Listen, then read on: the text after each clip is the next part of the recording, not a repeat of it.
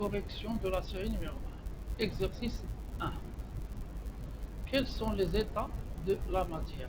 Oui, donner un exemple pour chaque état.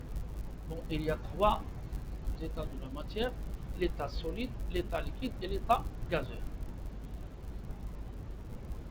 Si on trouve, ou bien si on prend un corps dans la nature, il y a soit un état liquide, ou bien l'état solide, ou bien un état gazeux. Exemple: l'état solide, le bois, le fer, la craie, etc., le stylo.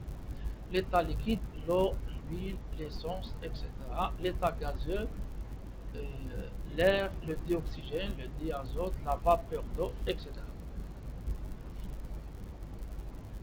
Quelles sont les différentes transformations des états de la matière?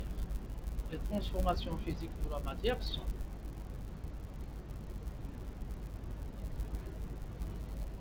on a la fusion et le passage de l'état solide à l'état liquide.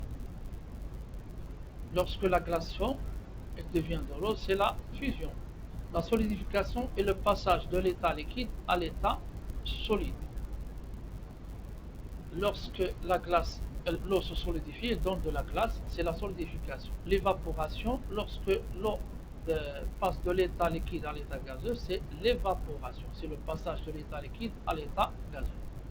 La liquéfaction, on dit aussi la condensation, et le passage de l'état gazeux à l'état liquide. Mais c'est mieux de nommer cette transformation la liquéfaction.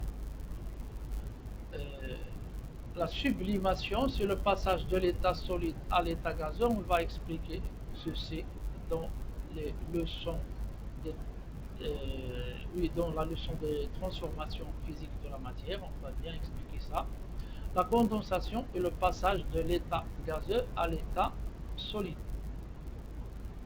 C'est pourquoi on a ici liquéfaction, on peut nommer condensation, et ici on a condensation. Donc pour différencier ces deux transformations, cette transformation de l'état gazeux à l'état liquide, on l'appelle la liquéfaction.